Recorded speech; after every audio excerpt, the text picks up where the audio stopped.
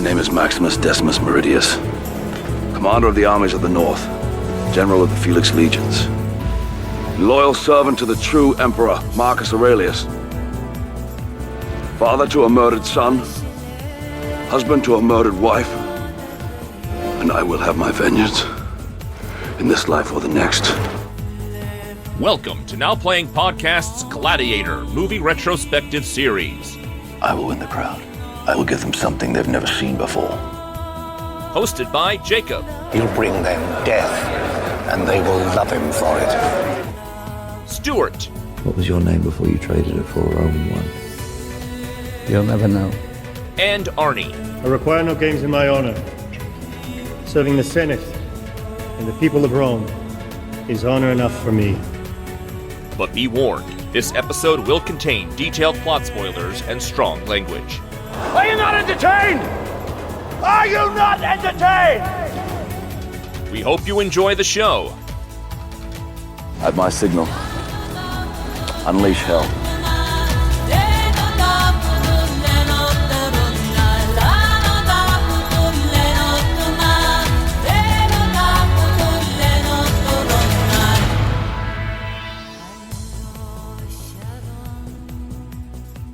Today we're discussing Gladiator 2, starring Paul Mescal, Pedro Pascal, Joseph Quinn, Fred Hershinger, Leo Raz, Derek Jacobi, with Connie Nielsen and Denzel Washington, directed by Ridley Scott. This is Arnie, co-host of Now Playing, and to amuse you is my only wish. I want power. This is Stuart. I am not an orator or a politician. I'm a podcaster. This is Jacob.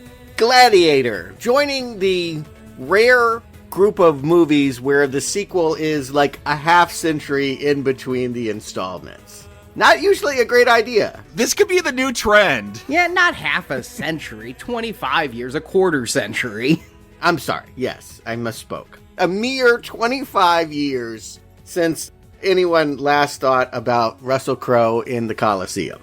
Yeah, I was shocked to shit that Ridley was going back to this when it was announced. You kept telling us, Stuart, we had Spartacus on the schedule, picked by a donor, and we kept waiting because you're like, Gladiator 2 is coming, Gladiator 2 is coming, and my thought is Gladiator 2, that's like the Alien third prequel from Ridley Scott. It's never actually coming. Ridley Scott has been talking about a Gladiator sequel since that first movie came out. I told you guys about the idea of the sequel where Russel Crowe faked his own death and they went around a corner and he was fine. And then I read they actually wrote an entire script that Ridley Scott was interested in that is crazy. It did bring back Russel Crowe as Maximus. He's in purgatory and resurrected by the gods as an immortal warrior. No. Yeah, I could see them going that way. Honestly, that would be my tack. Better than, ha ha, I all punked you and I'm not really dead, which is the worst sequel idea. Yes, that he is reincarnated in some way. That's kind of the story here. It's about legacy. But wait until you see where they go with it. Okay. The gods tell him to end Christianity by killing Jesus. Okay, now I'm into it.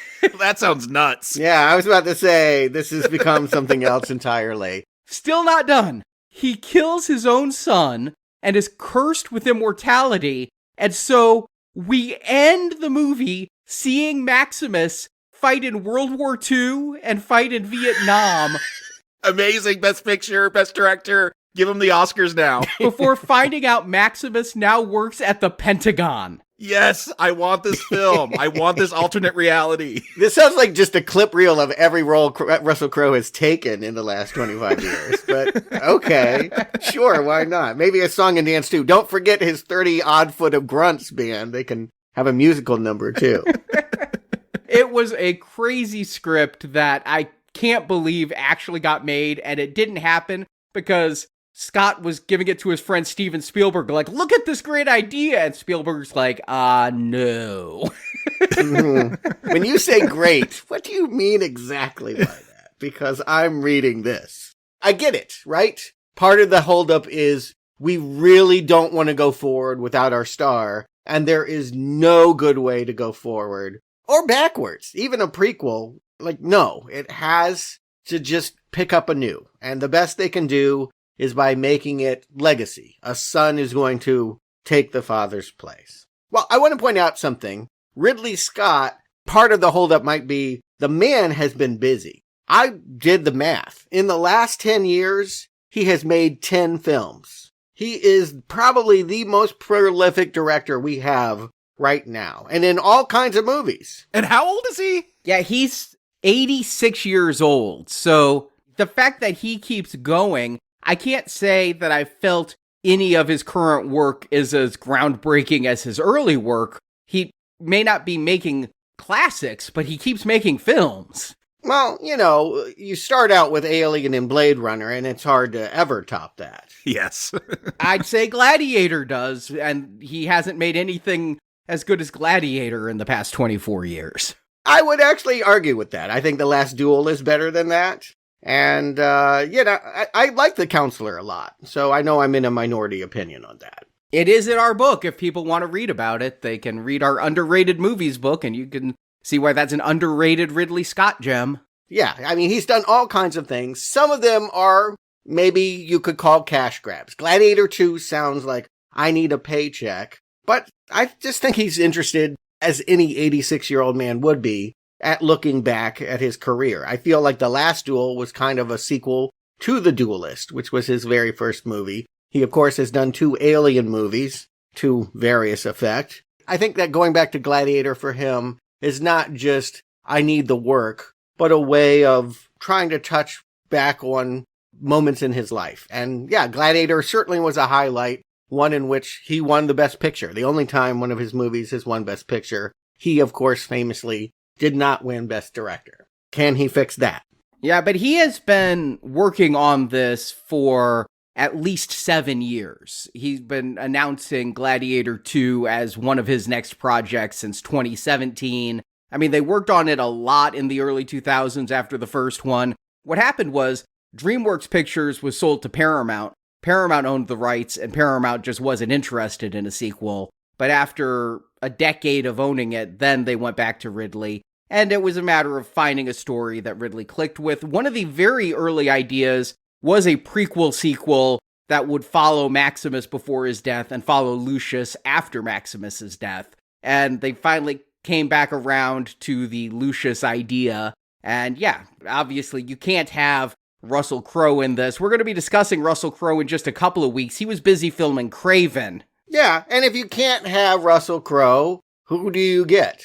Paul Mescal is not on the lips, I don't think, of most Americans, but I do think he's in a similar position as Russel Crowe was when he took the role. Paul Mescal was up for Best Actor 2 years ago for a movie I'm guessing 99% of the world did not know about, After Sun, in which he was a mentally ill dad on vacation. I have it on a watch list. I haven't got around to it, though. It's A24. Yeah, I've heard good things. I haven't heard of that. I hadn't heard of Paul Mescal when this got announced. I looked him up because usually with these cases, they're up-and-coming actors, but I've seen them in stuff. They've had a supporting role in something.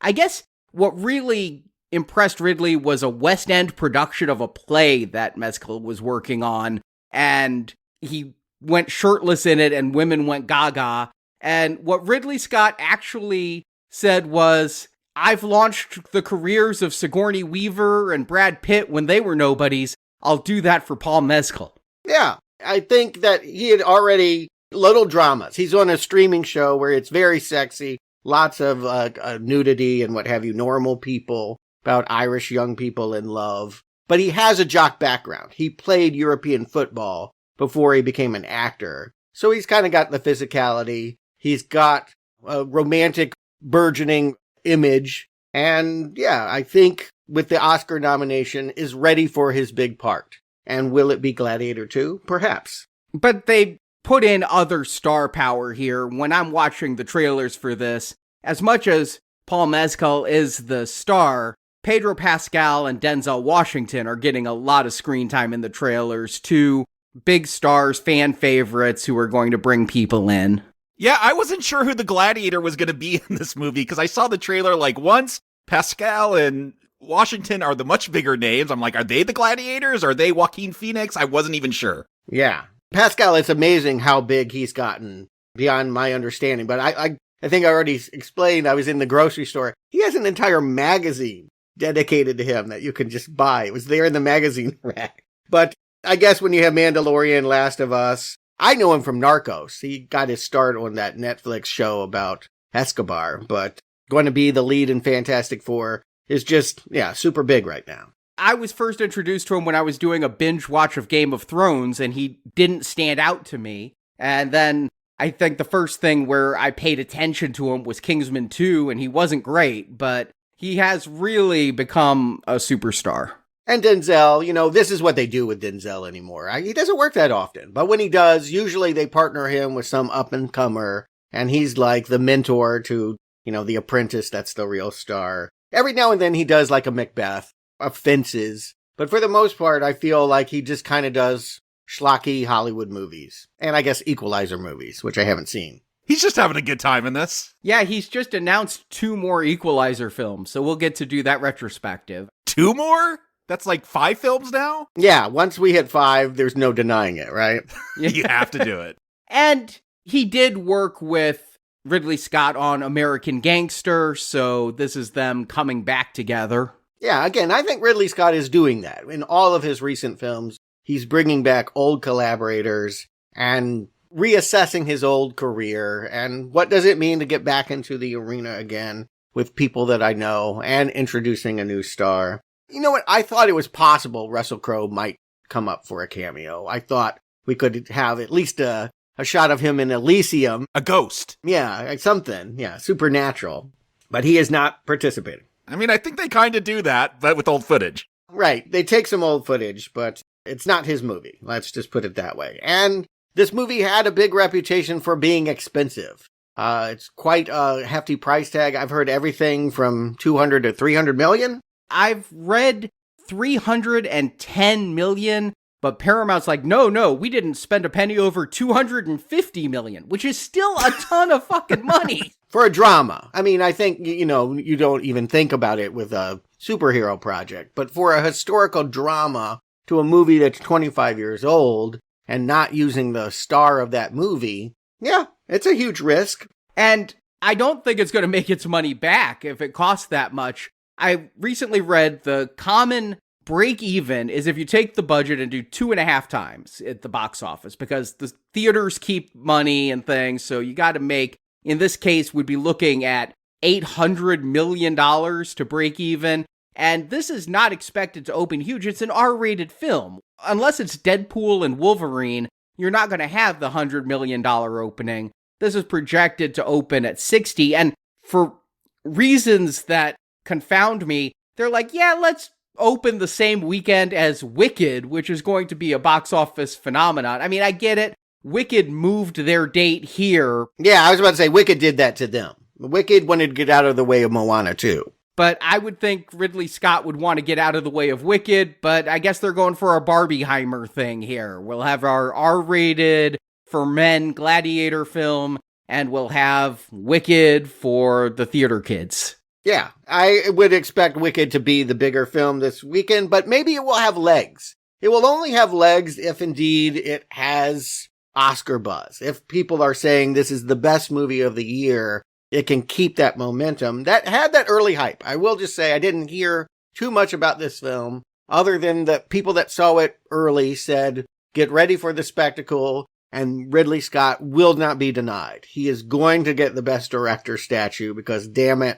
look at that career. I mean, I'll agree there's spectacle to be discussed. I don't know about Best Director. Oh, yeah. I mean, this is just hype I'm talking about, not my opinion. Yeah, having seen the film, maybe supporting actor would be all I could see for this. Oh, for sure. Yeah. I mean, undeniably, Washington may win. I'm not sure about anything else, but I will definitely say he'll be nominated, without a doubt, and probably win. Can't know this early. And as far as box office goes, I went to see this Thursday night at 6 p.m. at Alamo on their big show screen. I didn't go for the IMAX. I didn't feel like the hours round trip drive for it. And I was shocked the theater was pretty empty. Again, though, I would have thought they'd have given the big show to Wicked. They have one big screen in the theater. I'd have thought you give that to Wicked. They gave it to Gladiator, and it was a fairly sparsely populated group. Maybe people are waiting for the weekend, or maybe people are waiting for Thanksgiving, but it didn't feel too crowded. I saw it twice. I saw it Thursday at the fan event, which I appreciated. What that meant was instead of running 22 minutes of previews, they ran 22 minutes of trivia questions about ancient Rome, and you saw the stars in plain clothes kind of cutting it up and hanging out with each other and thanking you for going to the movie. They handed out posters that looked like the oil painting credits we'll start with. And this nice thumbs up or a thumbs down. A big foam thumb. Did everyone hold those up at the end of the movie to show their judgment? There was nobody there. I'm telling you, it was really sparsely attended. Maybe my theater was an anomaly then, because it was a almost sold out theater, like except those front rows that no one ever wants to sit in. Just pull those seats out. No one's ever buying them. It was a packed theater. But LA, I do think, cares about movies more than any other city in the world. And yeah, I would expect that in LA. Let me put it this way. If it had a middling crowd in LA, it's really in trouble. That's really bad, yeah.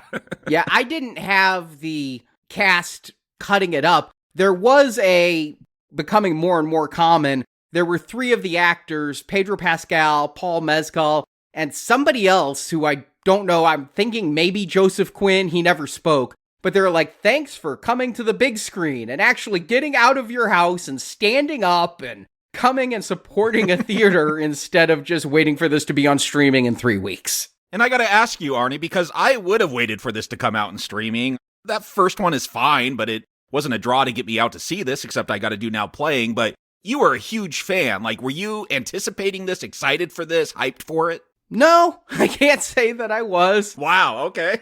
A perfect film, and the follow-up, meh. You can never follow perfection with perfection, for one thing. And then, it's been so long, and I forgot how much I liked Gladiator until we rewatched it last week. I didn't remember loving it the way I do.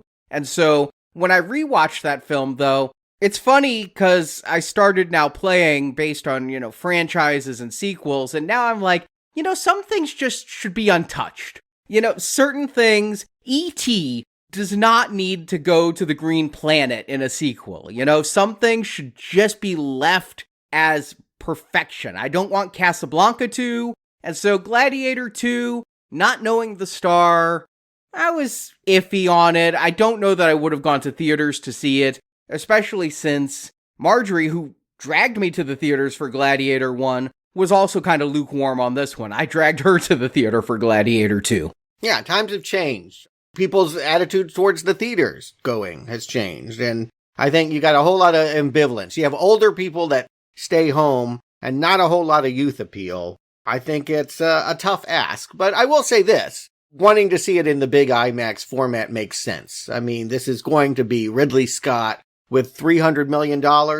I want to see it that big. He's got a whole zoo in this movie. You got to see that IMAX. So let's talk about it, Arnie. Given the plot, we'll get into Gladiator 2. Well, at the end of Gladiator, the evil Emperor Commodus and heroic gladiator Maximus both died, leaving Rome's future uncertain. It was hoped Commodus's sister Lucilla, or her son Lucius, would lead Rome back to a republic under the Senate, as Lucilla's father, Emperor Marcus Aurelius, had wished. However, chaos followed Commodus's death, forcing Lucilla to smuggle young Lucius out of Rome for his safety. When Gladiator 2 starts, 16 years have passed. Lucius, now an adult played by Paul Mescal, lives in Numidia under the name Hanno, married to Arishat. When General Acacius, played by Pedro Pascal, and the Roman army invade, Lucius and Arishat fight to defend their home. Arishat is killed, and Lucius is captured and sold as a gladiator. His new owner,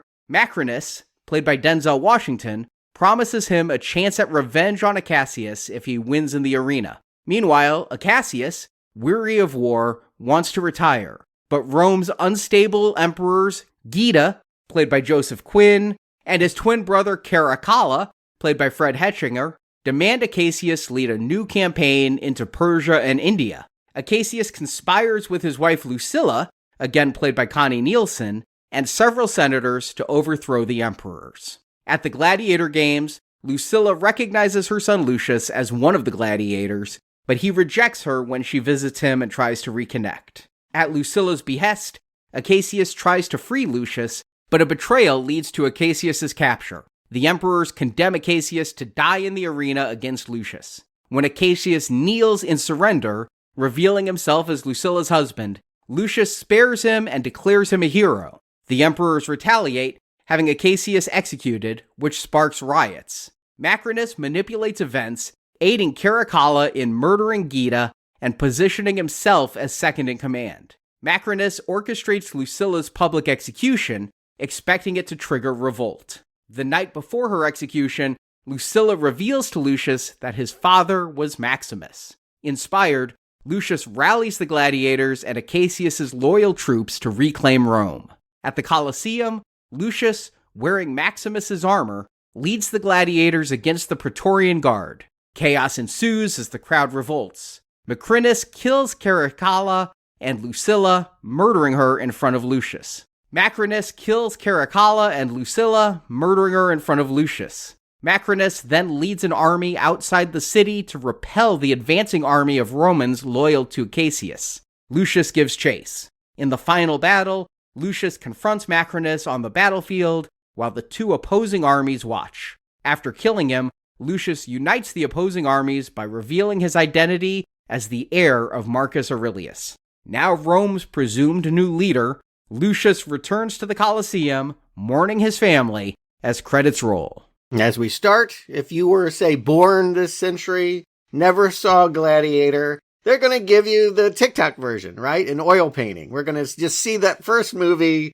done in a couple brush strokes. You're saying oil painting, and there's been no confirmation either way. I looked this up. There's heated debate, as there is everything online. But my immediate reaction is, this is AI. This is oh yeah, awful. I will spare everyone a 3-hour monologue about why AI is awful, but this to me looked like really bad AI. It really put a sour taste in my mouth. I don't know if it's AI or not. I don't agree, Stuart, that if you haven't seen Gladiator, this will catch you up. This to me is the Cliff Notes version of if you haven't seen Gladiator in 24 years, here's some clips done stylized to remind you what happened, but if you've never seen it, I think that seeing Joaquin Phoenix die and a tiger doesn't make a whole lot of sense. Yeah, no, it definitely won't. But you get the gist. Again, these days, who needs knowledge? Just show me some flashy images and tell me it's been 16 years, which makes me laugh because it's been 24. The production history is behind the actual times that they want to set it. Lucilla has aged more in real life than time has passed in this movie. But I didn't realize we were past Christ. It's 200 AD. I don't think I realized the Roman Empire. These are the last days, of course, and that's how they're framing it. I mean, they are the ones who killed Christ, so... Yeah, I know. I didn't imagine them keep going 200 years after that. But what we're told is it's really bad. A plague of aggression as led by... Well, I think some cloning is being done, because that is a Joaquin Phoenix lookalike as one of the twin emperors. I thought the same thing. Really? I didn't see that. Which one do you think looks like Joaquin? Caracalla, for sure. Is that the one that gets killed? Whatever one's wearing, like, the eyeshadow. Like, there's times I'm like, he's got a real Joaquin Phoenix vibe to me. They both do, but the one that has the monkey is the one that I think is Joaquin. And I think Joaquin would have the monkey as well. Okay. I have a hard time separating them, to be honest, as I'm taking notes through this movie. Yeah, I wrote the Emperor with the monkey or the Emperor without the monkey. And the names in this movie, they all sound very similar, and I'd forgotten that the main character was Lucius from the first film, The Little Boy. So I'm writing in my notes Paul and Pascal and Denzel and Emperor 1 and Emperor 2. It's kind of hard to keep track of all the Greek names. Sure, that's where star power counts. And if you assume Paul Mescal is a star, maybe you know his name, maybe you don't. You said last time, Jacob, all you remembered about the first movie was hands and wheat. We're going to start here with Hanno squatting in his garden, holding a handful of rice, staring at it, because that's what you would do, right? Just stare at your rice all morning long. It's because he has his dad's DNA, and his dad loves wheat. So, yes, he's looking at grains. It was reminding me of our review of Twisters earlier this year, where the girl in Twister would pick up the dirt and then let the wind carry it the way that Bill Paxton did in the original Twister. And so here, yes, I'm thinking, okay, this is Lucius, his father's son, and he really likes feeling grain in his fingers. And it's just a metaphor for this entire movie because the rice is in a bucket. So it's like the last film, but it's just smaller. I don't know that this movie's smaller. Certainly not in the price tag. Yeah, I wouldn't say it's smaller, but I will say to your point, Arnie, I do feel like, I'm like, oh my gosh, this is just retreading that first film. And then it will do something like really wacky and crazy. And then I'm like, okay, it's found its footing. It's its own thing again. And then, oh no, it's back to repeating what happened in Gladiator. Like, there's that constant back and forth throughout this. But just meeting our star here, I think this first shot tells you, right? This is Russel Crowe's son. It's amazing that this movie is going to belabor that as some kind of mystery that has to be unraveled when they're telling us with a man with a handful of only Russell Crowe cared about dirt and grain. And if somebody else is in a garden holding that, and he kind of looks like Russell Crowe, that's Russell Crowe's kid. Mystery solved. I wrote Lucius for my notes, and then they'll say his name, Hanno, later. I'm like, oh, I guess that is, I'm pretty sure that's supposed to be Lucius. But yeah, it is only a mystery if you accidentally are a Gen Zer who walked into this instead of Wicked by mistake. Even one of the trailers revealed this mystery that he was Maximus's son. I mean, that wasn't outright said in the first film, but we speculated about it and what was Lucilla's relationship with Maximus. We knew they used to be sweethearts. But here, yeah, and the fact that there's going to be talk a little later on about when did you come to Africa? You were a lost child.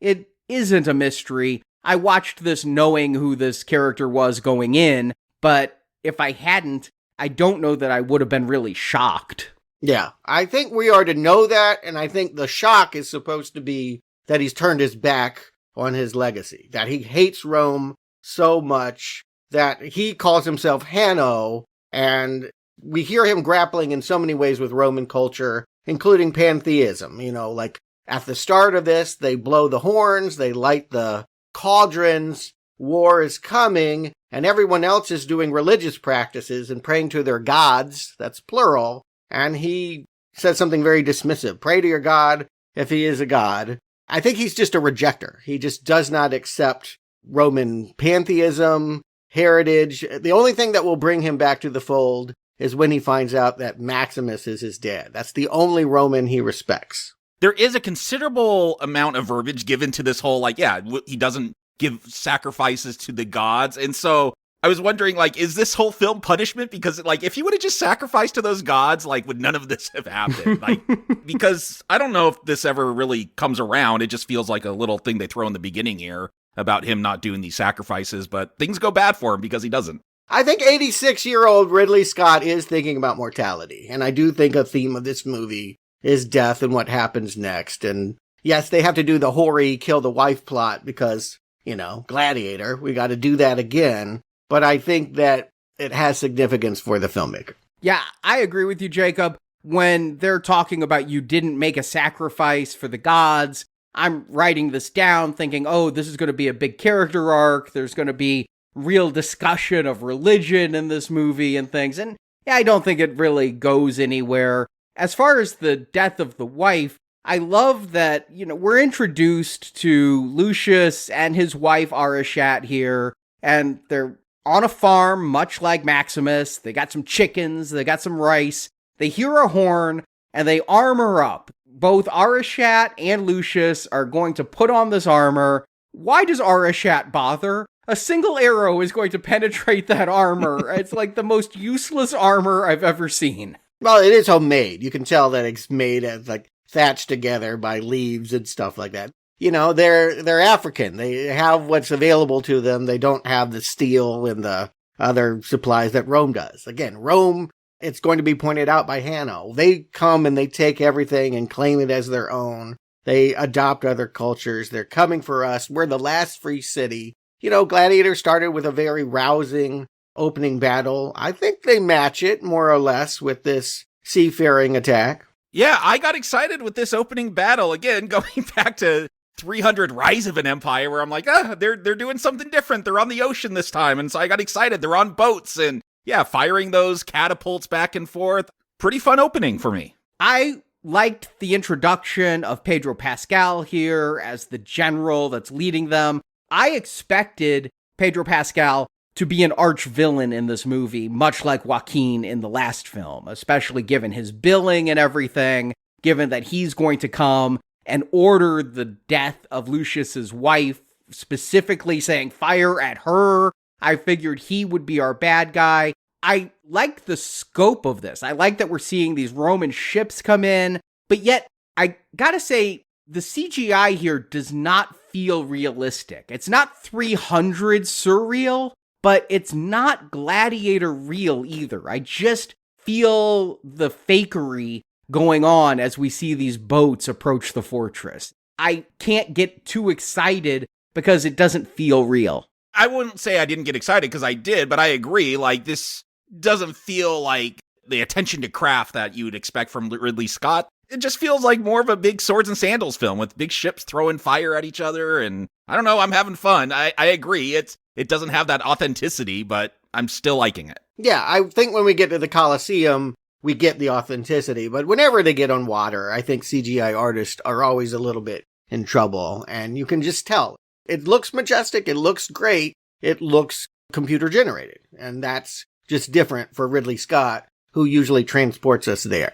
The wide shots with all the boats just looked fakery, but I did like the fire catapults and when all the oar-rowing slaves get burned up and things. The fight is fun. It's truncated. It's going to be a really short fight. It's going to be the biggest fight we have in the film, but it doesn't go on very long. Lucius's wife gets shot by that arrow, and then Lucius is so in disbelief that his wife is dead, he gets conked on the head from behind, and when he wakes up, the fight's over. I can't believe they're going to redo the whole, like, going into the afterlife, seeing his wife get on the, I don't know, the boats that the Grim Reaper is going to take her to the afterworld, whatever. I'm assuming this is some African belief. This is not Roman mythology. Maybe it is. River Styx is what I'm thinking about. Yeah, he seems to want to reject that Romanness, so I thought maybe this is something different. It's a debate. I think it is a theme in this movie. Later, he will meet an Indian man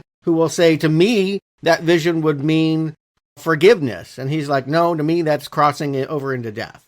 This movie is about multiculturalism. I mean, starting with the fact that our character has rejected his white privilege and gone native, is Lawrence of Arabia, is Tarzan, and now identifies as an African.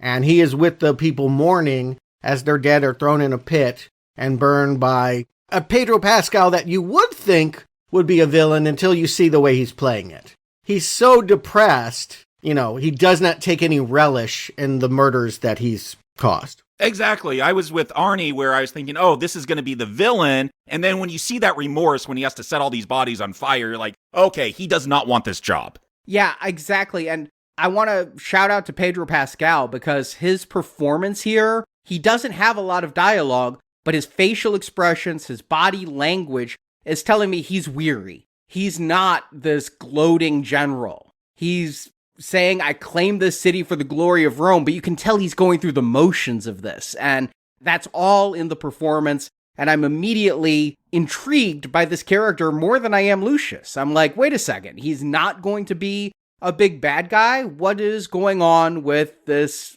Acacius? Yeah, let's follow him, because I agree with you. You could have just had the movie be about Lucilla. I think what's really interesting is the man that's responsible for killing the wife, that we know has to die for that crime, is a good guy who is leading the rebellion. When he gets back home, we find out that he's married to Lucius's mom. Connie Nielsen is back in this picture. I don't know that I knew that. I didn't know she was coming back, but I like that turn. I didn't recognize her right away. It wasn't until like the next scene. I'm like, oh, that's the wife from the last one. See, and I knew she was coming back, and I knew Derek Jacobi was coming back.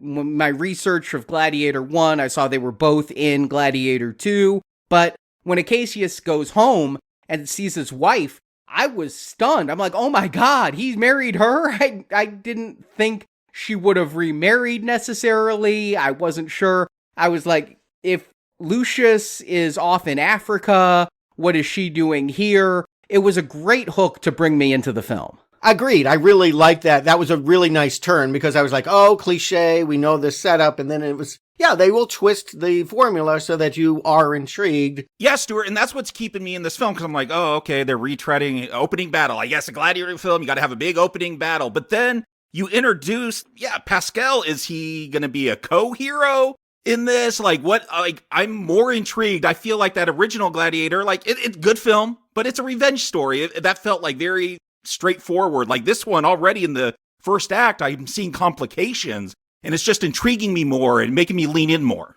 And I think you could have actually had Gladiator 2 be all about Pedro Pascal's Acacius, because if you remember, Maximus was a general to the Emperor who started by conquering a foreign land, just like Acacius here is a general for the Emperor's conquering a foreign land, and then the general realizes that the Emperor is corrupt, and you could have had Acacius versus the Emperor just be a legacy sequel, a retelling of Gladiator with Lucilla's husband here, instead of bringing in Lucius at all. So they've taken Maximus's storyline and just split it into two different people instead of making it all one person.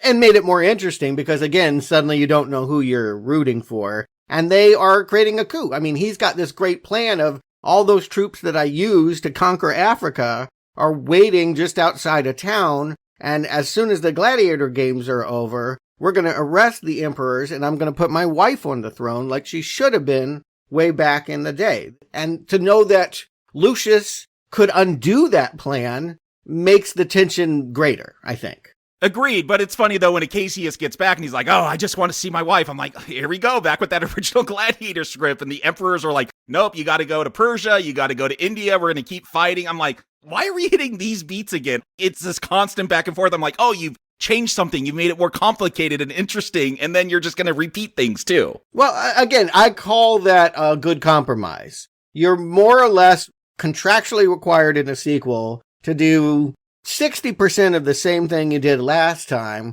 but you want to have just enough new so that it doesn't feel boring and formulaic and like you could go to sleep for the next 2 hours and wake up and see the ending that you expect. I don't know what's going to happen now because Pedro Pascal is both Maximus and Commodus. But help me out with this. We get some flashbacks. We see a kid that sort of looks like the kid from 24 years ago, but who was now middle-aged, wouldn't be able to play Lucius as the 12-year-old. Why does the mom send him away and then not go and say, I'm going to come get you and not do it? I have no idea. I really was trying to figure that out. It seemed at the end of the first film like this was pretty settled, and now there's riots in the street. People are going to try to kill Lucius. Why she never goes and gets him, though, I don't know. What I think they say is because he is the next heir to the throne, but he's also a kid and there's a power vacuum. People are going to be killed. So she wants to put him into hiding until he has the backing to be the emperor. I don't know why. It looks like he's in Egypt. I think I see pyramids in the background. Correct. And I guess Roman soldiers show up there. That's the part I'm confused. They just show up there to get him and he has to run away and ends up in Africa, I guess? Both. I think that they're conquering Africa, and that is true. The conquest did spread that far. We do see that he runs to a village that gets burned by some pyramids, but I think they're specifically looking for the threat to, what we hear is, the conflict is emperors want to be in power and be cruel and awful and dictatorial.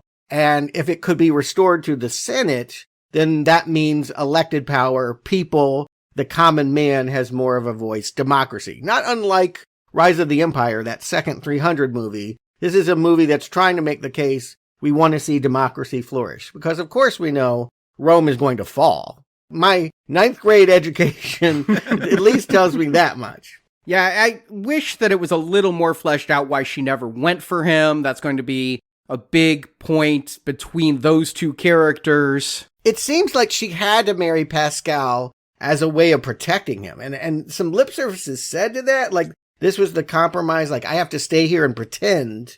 And to the child, it feels like betrayal. It feels like you sold me out. But in fact, she was thinking of him this whole time. It would be helpful to know what this is. Yeah, if we could have had more than just these sepia tone flashback scenes. It probably would have been helpful, but I don't want a huge amount of dialogue put towards it. I get what happened, I just don't get the full why on this, and it's a loose thread. Yeah, I feel like we could have had more scenes immediately after Gladiator to explain why it was so important to protect this child at that moment. Because, as Russel Crowe is saying at the end of the movie, they'll even replay that image, Lucius is safe. Hell no, he's not safe. He had to run to Africa, and now he is being brought back. That is the dramatic irony, as he's put on a slave ship with his black friend Jabartha, and they're heading right into an arena to compete as gladiators. Yeah, Jabartha, he's on that slave ship dying. They've branded them with hot irons, and Jabartha doesn't seem to be doing very well, and he's giving the "I'm ready to die" speech. We're going to something I can't endure, I'm ready to die. And then Jabartha lives. He doesn't die on this boat. He'll die in the next scene. Yeah, it's like this is his big deathbed confession, and he's fine for a little while. I thought that was kind of funny. I didn't read it like I'm going to literally die on this boat. He says what comes next I won't be able to endure. He knows where they're heading. It's a weird moment of dialogue where some of it's expository. Let me tell you why this white guy lives with us in Africa. I remember finding you on the horse. But he says, it sounds like a dig to me. I know when I die, my people will be waiting for me. But you're not our people. Who's going to be waiting for you in the afterlife is, I think, supposed to be this lingering question. Again, is the wife waiting for him on the other side of Styx? Or is that just some Roman myth that he can't accept? I wish it were a stronger theme, but I do think contemplating the afterlife and legacy is an important struggle for Hanno/Lucius. See, and I do think Arashat is going to be there in the afterlife, because in that vision of the river Styx, Arashat says, "I'll wait for you." But I didn't take it as a dig from Jabara so much as asking the question, who are you? You came to us from nothing. Who is your identity? And if you didn't know that Hanno here is Lucius, again, this could be cluing you in that you should be asking those questions too. Yeah, it could have been a false. They had a moment where he ran to a woman that looked Egyptian and acted like his mother. So maybe if you're really slow on this movie, you're thinking he's not Lucius. But I think the question being asked is, are you African or are you Roman? Are you Hanno or are you Lucius? And the answer, I suppose, is both. But right now he is determined not to fight. Except they sick monkeys and baboons on him, and that's kind of fun to watch him fight back. Call me base, but when these monkeys come out, like, this is not highbrow art, but I'm like, oh, I don't know. Like, look, I got no delusions. If I had to face off against a gladiator, I'm probably dying. But I think I'd rather fight a man than a wild, crazed monkey. Like, those things are brutal, especially the way they portray him in this with that wonky CGI design. Like, I don't know. I really perked up when monkeys entered the ring.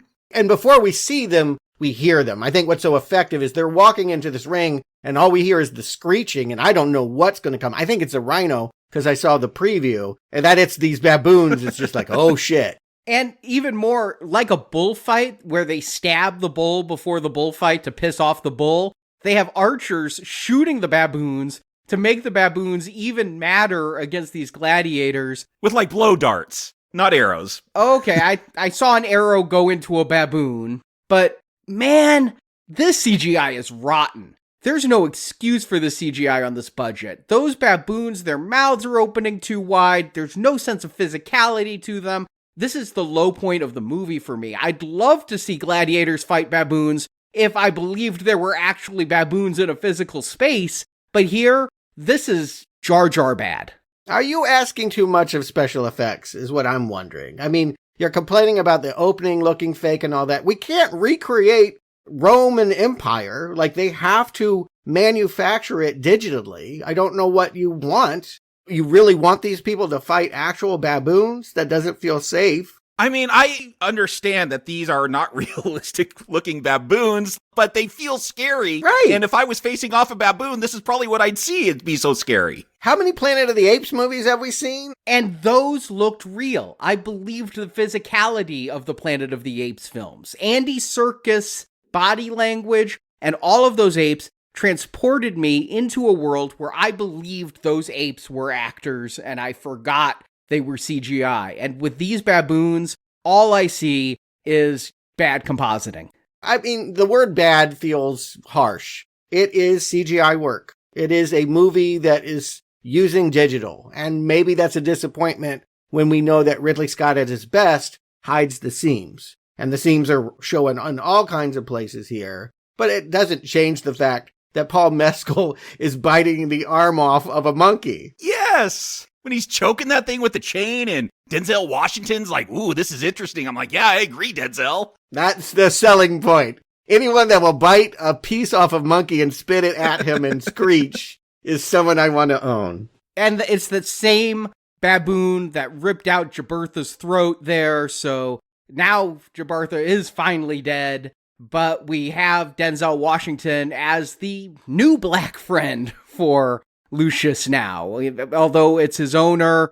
Oliver Reed, right? This feels like the replacement of we're getting the old slave owner that was kind of nice to you and is going to educate you on how to do this job. He is introduced as the king of the gladiators, and so he should know what he talks of. Which, making that assumption, because I saw the first Gladiator film, actually works in this one's favor. It's going to surprise me later on when we see where his character goes. I have the exact same experience, Jacob. I think Macrinus is going to be a friendly face, especially since it's Denzel, and I know Denzel has played evil, but by and large, I see him as a friendly guy, and so I thought it was Oliver Reed all over again.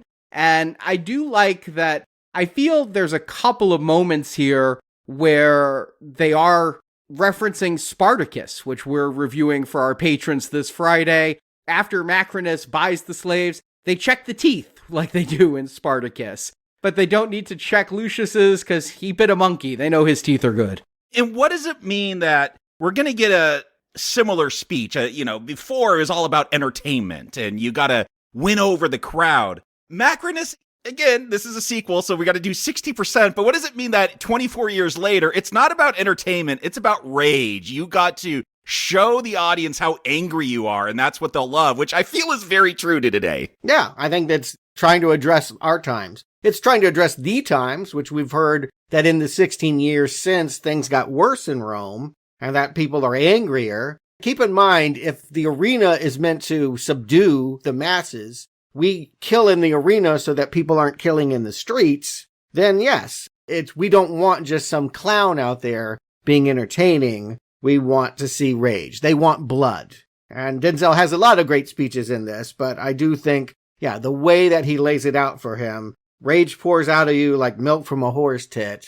Only Denzel can make that line work. I feel like that was a really cheesy line that he totally sells, and a wonderful performance for him, and unexpected. I do think it has dimensions you're not anticipating. We think that this is the friendly Denzel that is always partnered with the younger guy, the up-and-coming Hollywood star. The fact that he is actually using this for his own power, that's the manipulation. I use entertainment, and meanwhile, I'm putting senators into debt. I'm getting closer and closer to the throne. And keep in mind what we're going to find out. Macrinus's whole motivation is actually rage. He was a slave of Marcus Aurelius, we're going to find out. And one of the things he's going to say a little later in the film is, a slave does not dream of freedom, a slave dreams of owning a slave. Well, that's a quote, but yes, it means something to him. Yes, but it's his own rage that I think he sees mirrored,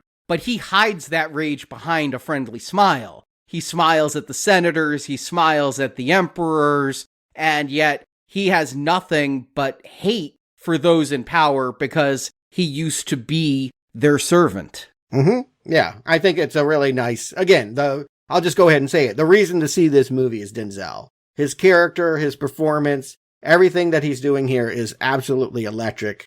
I love watching every scene of him. Agreed. And he kind of falls out of the film in the middle, but I love his turns that come later because, like you, Jacob, I didn't see them coming because I just thought this was Friendly Oliver Reed.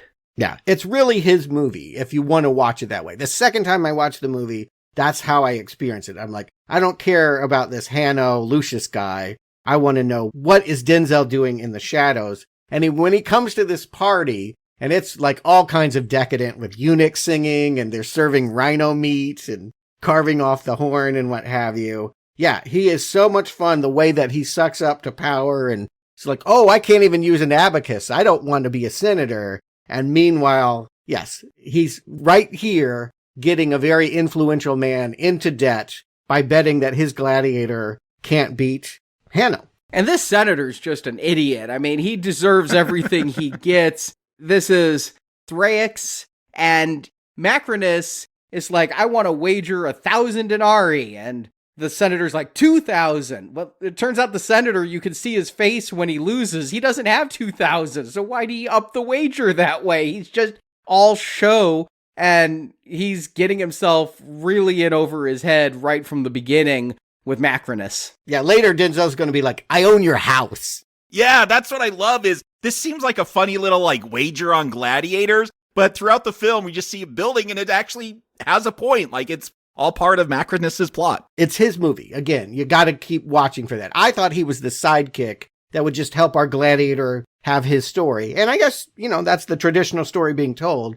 but it's the less interesting one. The one that's really cool is the Denzel movie. But this is a fight. We're trying to keep things punchy because, there are long-winded moments. You mentioned Act 2 feeling long. I do think that they have to keep introducing gladiator matches. And it's worth pointing out, Lucius does not want to do this. He shows up to the party, is like, why am I here? Appeals to this guy, brother, we don't have to do this. Would be happy to just die here in this room, executed, as opposed to killing a fellow gladiator, but is pushed into it. Yeah, the other guy, he's announced as the barbarian. He's more than ready to kill. It was not even supposed to be a death match. It was supposed to be hand-to-hand 3 rounds, but the emperors are there, and one of the emperors is like, swords, and no quarter be given. And yeah, Lucius doesn't want to do this, and it turns into kind of like a wrestling match. Even though they're given swords, it does become hand-to-hand, and similar to how WWE wrestlers would grab a folding chair and hit somebody with it, Lucius grabs like a bust of somebody and smashes it over the barbarian's head, and the barbarian does like a suplex or whatever that wrestling move is to crash Lucius into a table. But again, the reluctancy is what we are to admire and take note of. Keep in mind, like when his knife gets dropped down, he doesn't go in for his weapon. Earlier, when he was being trained by Vigo, he was supposed to get his ass kicked. He was given gloves with studs on them, but he won't fight that way. And he's always saying, I don't want to do what you're asking me. I'm not a trained monkey. After this fight is over and the emperors are asking him to announce where he came from, silence. I won't speak. The only thing he decides to say is to throw back in their face their loved poet Virgil and a lesson about sliding into hell. He's making comment about what he's seeing, and they just think he's a trained monkey that can recite Virgil. Yeah, I do like the way that he antagonizes these emperors. Like, he won't talk to them, and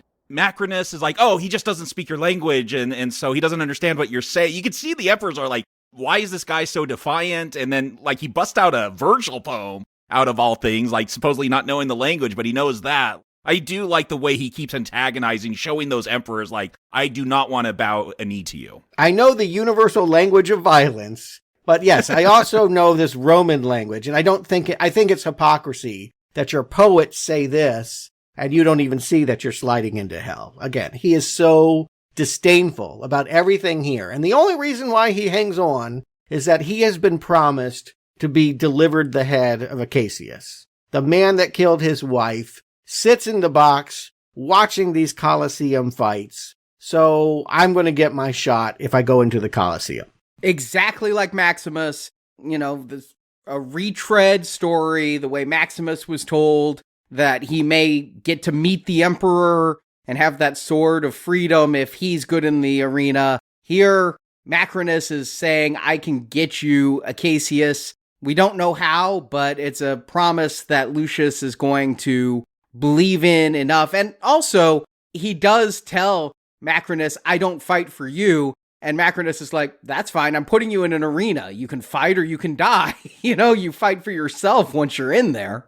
Macrinus is, again, he's not taking any claim for all the levers that he's actually pushing. And that's what's kind of fun about what's happening in Act 2. But I do feel like, unfortunately, a large portion of the middle of this movie, while it is interrupted occasionally with Coliseum fights, is mostly about Connie Nielsen running around going, is this my child? Are we sure this is my child? One thing that Gladiator did was it took the helmet off at the hour mark, and we knew it was on. These are the enemies, and they know each other. There is so much teasing about something that everyone should know from the very first image. I think that it slows the movie down unnecessarily. Yeah, it's like this dual investigation, and it happens during the first fight in the Coliseum.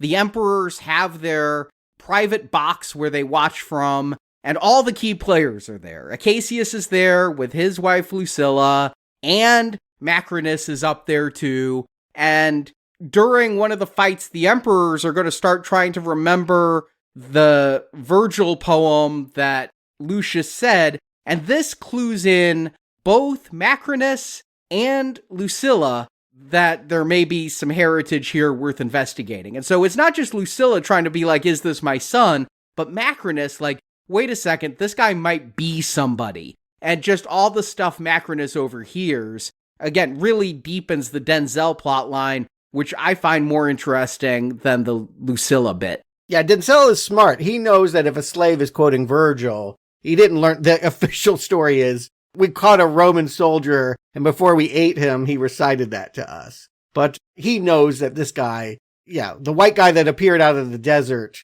and then he gets wind that this 12-year-old boy maybe have died, that's the bloodline. He's putting it together. Yeah, that's what I really like about Denzel's performance. He doesn't get a lot to do, especially in the second act, but whenever they put the camera on him, like, he's a great actor. I know what he's thinking. I can tell, he's putting pieces together. He's seeing Lucilla and how she's reacting to Lucius, like, rub dirt in his hands like her ex-lover used to do and his dad.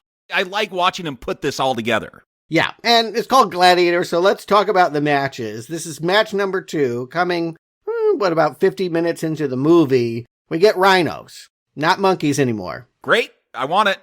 Yep, finally, Ridley Scott gets his rhino. He really wanted a rhino in that first movie. It would have, like the tiger, been a practical rhino that they would have composited, and the studio told Ridley Scott, we can't afford a rhino. So now, thanks to the wizardry of computers, here's a rhino. It looks better than the baboons. I have no problems with this rhino, with the guy on the rhino riding him. It's a fun scene. One of the historians you mentioned, Jacob, in the opening, did say, this is the wrong kind of rhino. They never would have had this rhino, but I don't care. It's a fun rhino. And I say, who cares? Are you not entertained? There's rhinos fighting gladiators. Like, again, maybe this isn't highbrow art, but I'm having fun. And of course, there's the one guy that doesn't want to listen. Hanno is like, we all need to just wait to the last second and then run for the walls. And he's like, nah, that's cowardice. And of course, he's going to bloody the horn. He's going to get flipped. He's going to be the dead meat character. That shows that we should listen to this leader. Let's not forget that even though he seems reluctant to fight, that both by his bloodline and by the earlier scene, we are understanding that this Hanno Lucius is a born leader and is commanding these other gladiators on how to stay alive against the rhino. Really, the rhino doesn't get hurt. I noticed they play this game where, like, we never see monkey corpses. The rhino is actually fine at the end of the shot. He runs into the wall, and I would think that would kill him. He busts that horn, which looks very painful, but I was so annoyed. Like, he is just standing around in the background. I'm like, isn't he still angry? If he's so hurt, wouldn't he be, like, in the corner laying down? That kind of annoyed me. He's just standing there for the rest of the scene. Well, here's what I would say. Audiences can be tricked into saying watching human violence is fun. Even though this movie's attitude is, isn't it awful that we had Coliseums? We're all paying customers to see that blood sport, but nobody actually wants to see animals get killed. Even in CGI, we do not want to see dead rhinos and dead monkeys.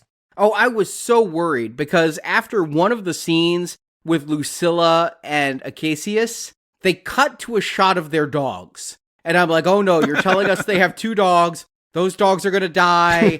Marjorie's going to be traumatized. No, I don't know why they had this insert shot of 2 dogs. The dogs never come back. And I wonder who's caring for the dogs at the end of the movie since both of them are dead. But I really feared they were going to kill dogs in this movie. And no, they're not going to harm any animals. I mean, Lucius did kill that one baboon. That was a dead baboon on his chest. You don't see it. That's what I'm telling you. Watching it a second time, I looked specifically to see the baboon corpse. We're never shown a monkey that's dead because we have a different reaction to animal slaughter than we do human slaughter for whatever reason.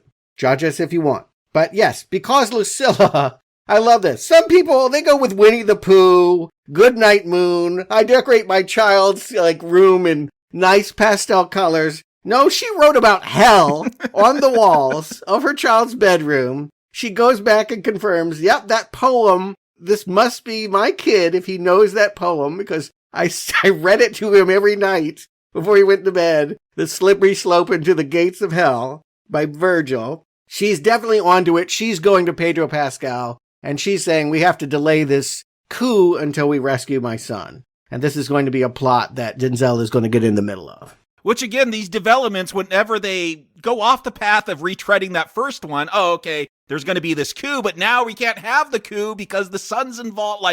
Things could get slow here in the second act, but the drama, the melodrama, just things build up to, make it, and I'm going to say it again, more interesting than that first one, which felt like a straightforward revenge film. And here, Jacob, I'm thinking this is just an exact retread of the first film, because in the first film, we had one of Maximus's loyal soldiers who was working with Lucilla to try to arrange the breakout of Maximus, and then that would be when Oliver Reed died because Lucilla betrayed Maximus to Commodus, and we're going to replay that here.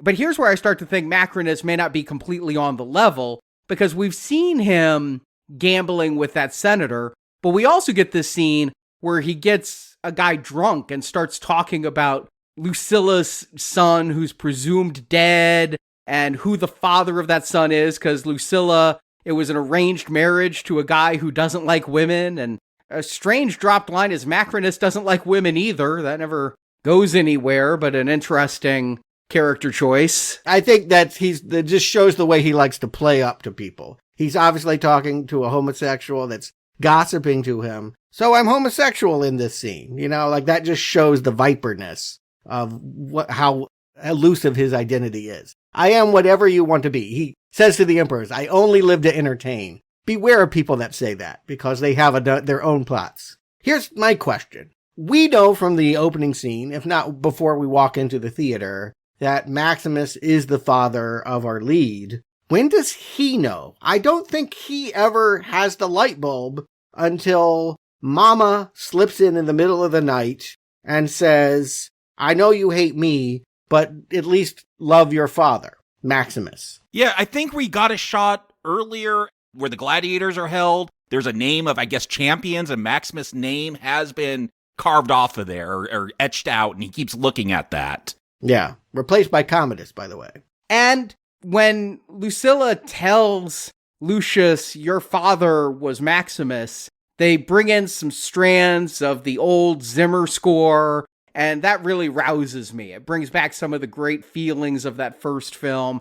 I think Lucius very much knows Lucilla is his mother. Oh, yeah. I think he remembers his whole past, and he's saying, I'm Hanno just to hurt her. He actually has the line, if your son were here, he'd tell you not to grieve for him, because the boy you sent away, that boy is dead. He's trying to hurt his mother for what he sees as a rejection when he was 12. I see it that way too, by the way, but yeah. But maybe it was supposed to be a loving exile. I don't know how you do that. I decorated your room in poetry about hell, and then I put you on a horse and never paid attention to you for 16 years. Great mom. But then I think he always hero worshipped Maximus. We saw him as a 12-year-old playing Maximus the way I used to play He-Man when I was a kid. You know, that's one of the things that pissed off Commodus so much. I am Maximus, savior of Rome. And so finding out that Maximus is his father definitely starts his character arc. Yeah, so that he can start to love Rome again and accept that he is the prince of Rome, his bloodline. I don't think he knew that he was the heir because of his mom. He didn't know, and we weren't to know that it was Maximus for sure until this moment. I just feel like the movie keeps reconfirming the obvious for so much in this middle. Then we also have this Ravi character, this Indian doctor who was a former gladiator, who takes him down into where Maximus has been secretly buried, and the chest plate is there, the wooden sword is there, the body is presumably buried there. Yeah, I saw this is where you go too far. Usually this happens in prequels where you gotta like state something really obvious to explain something that we didn't need an explanation for, but yeah, this is the real sequel moment. I'm like, oh, okay. I'll know it's the end of the movie when he comes into the gladiator ring with that armor on. Like, I know that's the climax. I didn't see that coming, but I was actually irked when Ravi said, "What we do in life echoes in eternity." I'm like, wait, that's Maximus's big line. Why are you saying this line?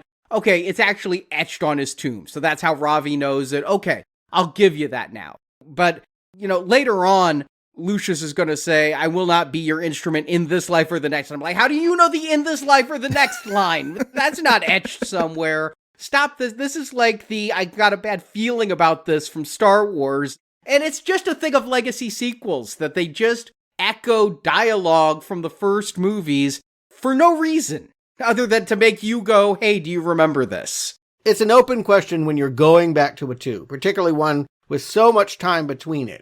How much do you want to devote to reminding people what they liked about what was already made? And how much do you want to go forward with something new? I see this movie sometimes paralyzed at those crossroads, but mostly the compliment I can give is there is enough new twists on old formulas. I'm more or less engaged with this movie. I'm enjoying this movie, but I am also feeling, like I do with a lot of Ridley Scott movies, it's not in any particular hurry to get to its point. They need to have more gladiator matches, but I feel like, unfortunately, it just lengthens the story that we want to see come to fruition, which is Denzel coming to power. It takes longer for him to do that because we got to go and fill up the arena with water and release the sharks. I mean, look, when I was doing like just watching how accurate are these films or gladiator movies, something historians brought up is like, yeah, they would flood the Coliseum and have naval battles. I'm like, why haven't we seen that? So I got excited because now we're going to see that. I kind of agree with you, Stuart. It's like, okay, let's get on with it. But this is also Gladiator. I want focus more on the matches. So I'm excited that there's now not one shark. I figure you catch one shark and put it in this Coliseum. They got lots of sharks. Yeah, I was a bit befuddled by a flood in the Coliseum so deep you could take massive boats out into it. I too looked it up, Jacob, and found out, okay, they actually did do that at certain points. There's no record of sharks, and I like to think of the Romans carrying full-size sharks. How did they catch them and transport them and keep them alive with like salt water? Yeah, I mean, Ridley Scott, when it comes here, is the spectacle. And I do want to compliment the CGI of the arena and of the settings and of these sharks. I think here the CGI is well used. I never feel the fakery the way I did in that opening battle.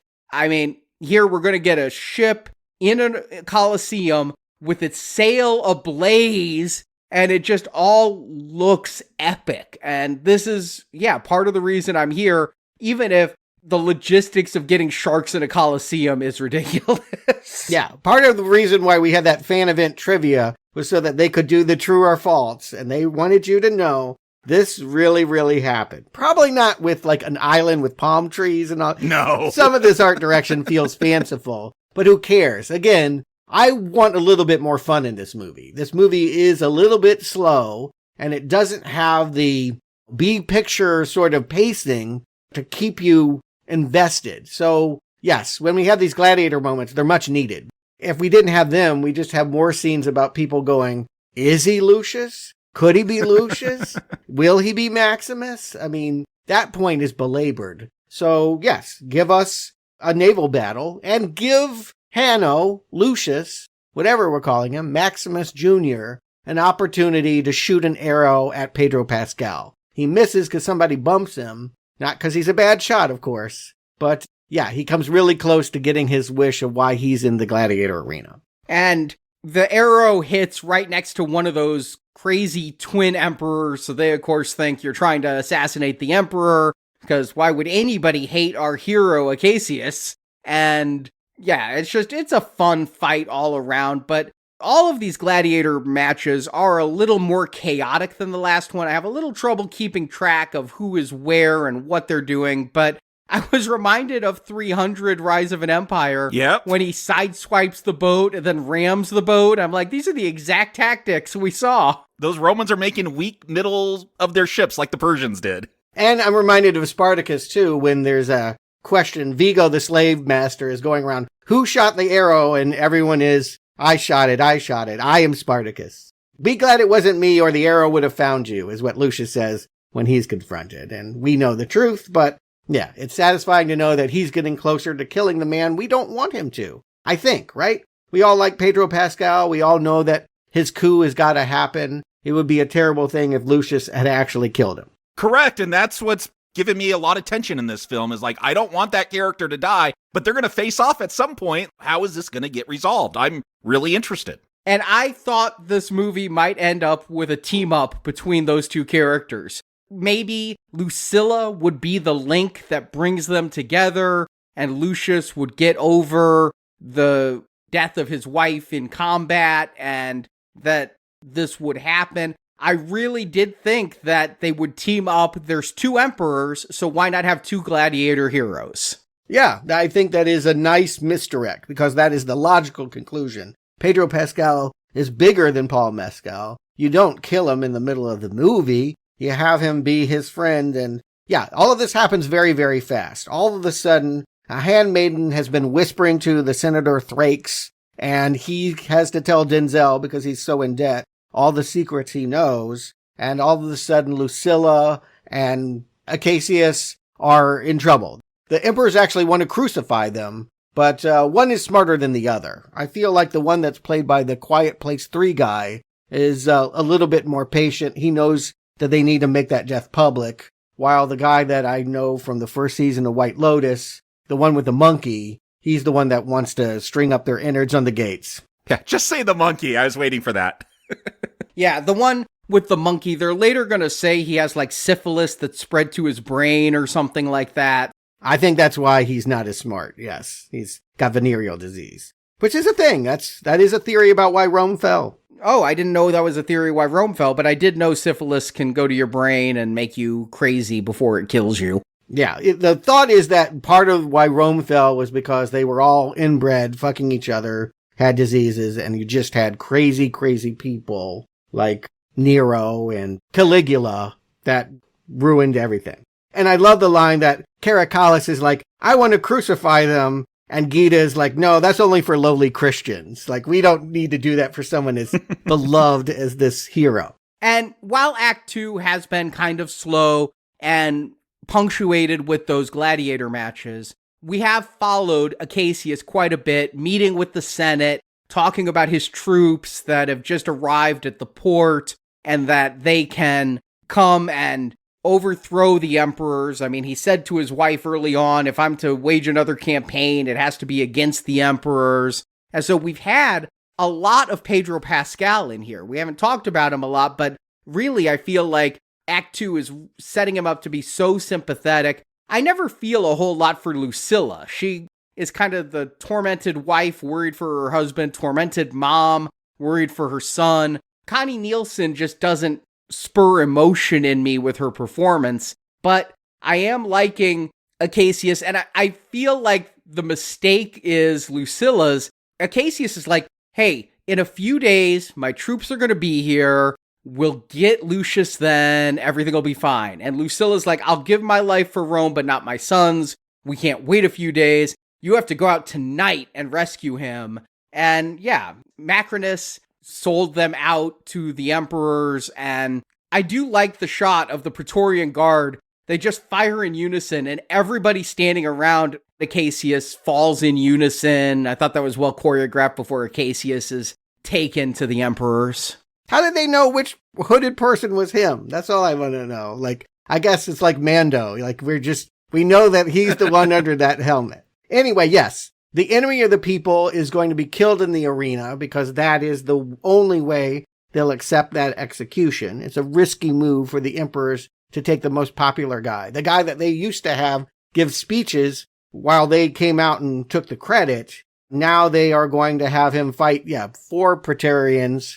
He handles them pretty well. And then Hanno gets his moment. He can finally go after the man that killed his wife. And he's not good enough to win the battle. I thought that was a nice twist too. I think he could have won. I mean, it's kind of a stalemate. I don't get the feeling that Acacius... He didn't want blood. No, I think Acacius won. I don't think that necessarily. I mean, at one point, Lucius has 2 swords. Acacius just has some kind of staff. And he uses that and chokes him out and has him in his hand and then lets him go and walks away and falls to his knees. He made the choice to give up.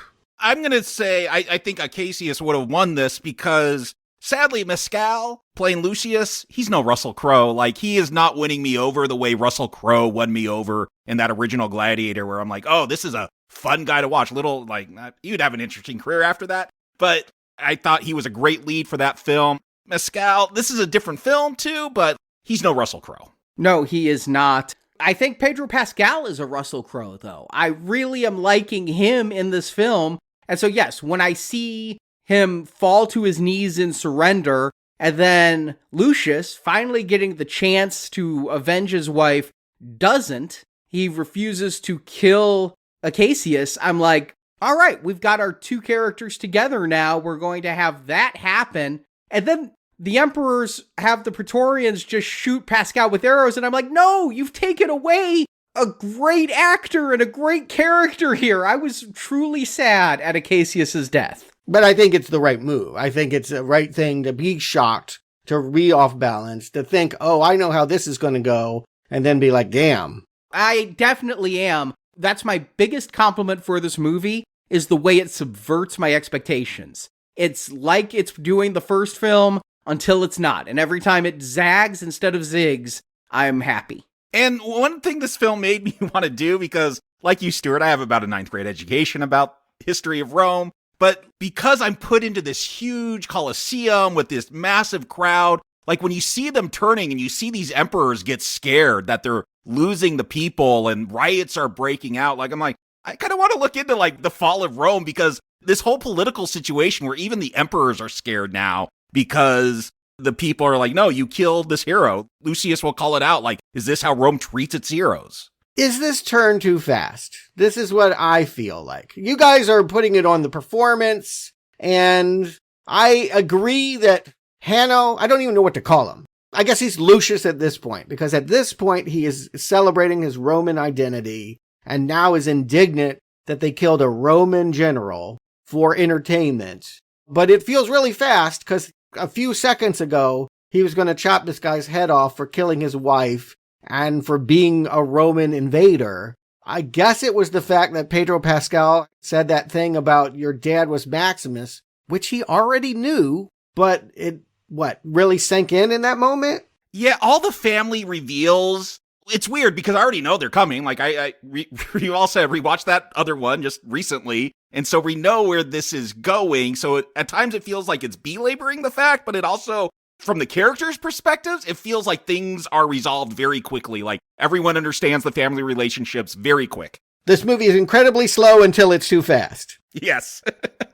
Yeah, earlier, Acacius was forced to give a speech at the Coliseum by the emperors. And he's like, I see bravery in men and women during war, and even once in this arena. Well, we know he's talking about Maximus. If there was one case where something happened, and Acacius would be old enough, especially if he's married to Lucilla, that he would remember Maximus in the arena. And so here, what he says as he falls to his knees is, I loved your mother and your father. I would have died for him. I think that's what moves Lucius, is the shared hero worship of Maximus. I think there might be one other thing in play, but I don't think it's here enough to be certain. So let me throw this idea out to you guys. Does he know that he's being played at this point? Does he realize that Macrinus wanted him to execute this guy, that he's set up to do this, that he is the bagman for a guy that is secretly creeping up to the throne?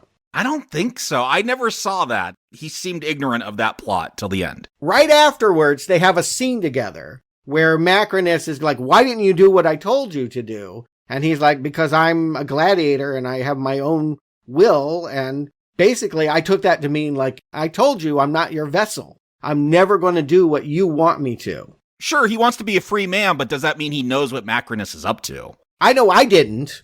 But here is also where Macrinus is telling Lucius, I know your heritage. Because they talk about the dream of Rome and old man's fantasy. So here we have Marcus Aurelius's grandson and Marcus Aurelius's former slave kind of dancing around the topic. And I think this is the scene where Lucius starts to question Macrinus's motivations. I don't think in the arena Lucius was thinking about Macrinus at all. And honestly, throughout a lot of Act 2, Denzel has come and gone, but I'm not thinking about Macrinus a whole lot. There's certain moments, like we see that scene when the emperors flee because everyone's turning against him, when they kill Acacius, and we see Macrinus stand there by himself, kind of like looking over the Coliseum, and I got a vibe, I'm like, oh, he wants to be king. Like, he's looking at his kingdom now. Yes, that's exactly what that moment is, for sure. And, let it not pass by. It was really violent to watch Pedro Pascal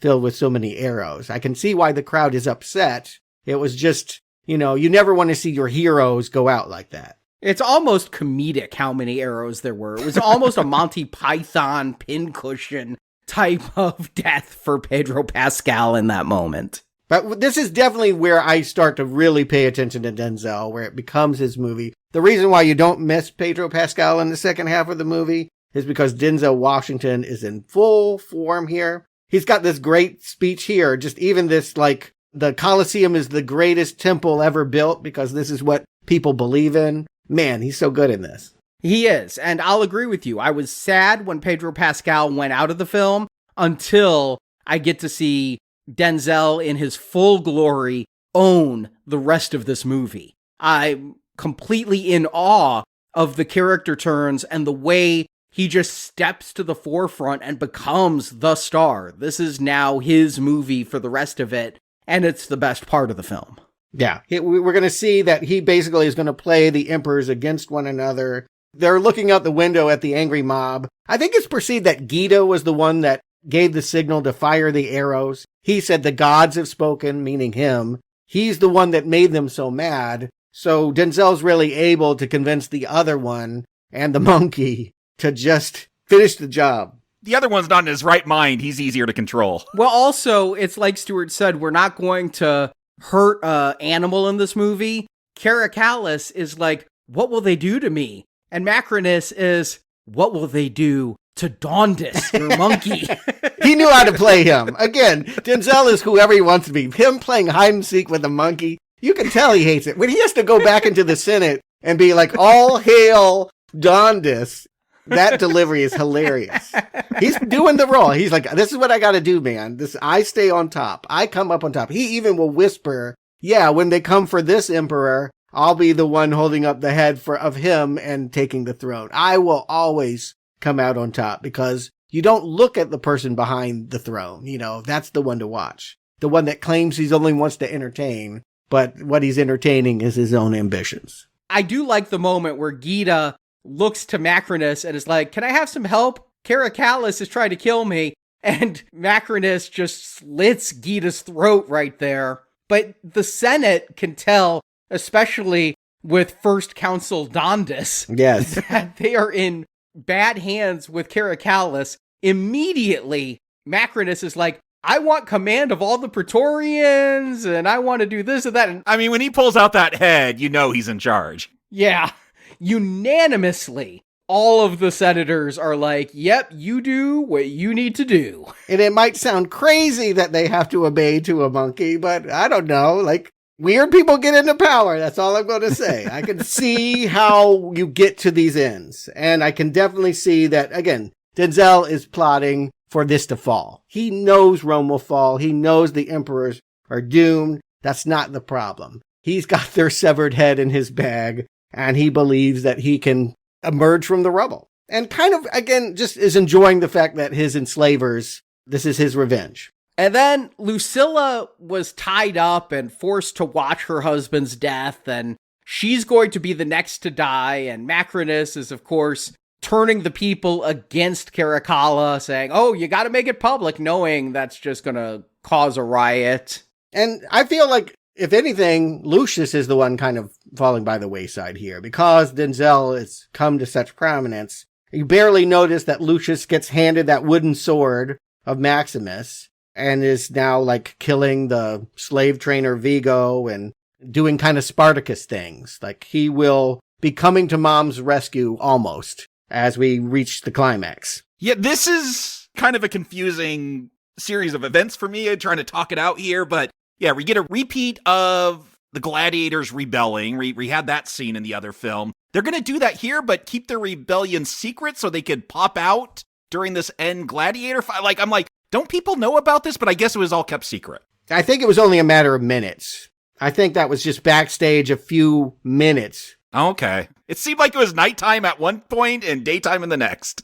I think a night passes because we get, a scene between Lucilla and Lucius where Lucilla once again makes a plea and gives him this ring. This ring was Marcus Aurelius's ring, and then it was Maximus's ring, and then it was Acacius's ring, and now it's your ring. And then he turns to Ravi, the doctor, is like, here's the ring, go get the troops using this ring, so all the troops loyal to Acacius can storm the Coliseum, or at least the city. I think that scene's supposed to be important because it's Lucius finally accepting. He does give Mom a hug, and he finally connects that the lineage is Marcus Aurelius, Maximus, two people I totally respect, and then this guy that I wanted to kill for a while, could have killed maybe in the arena, and now will accept this. It's not blood on his hands. He doesn't have to feel guilty because it was the Emperor's arrows that took him out.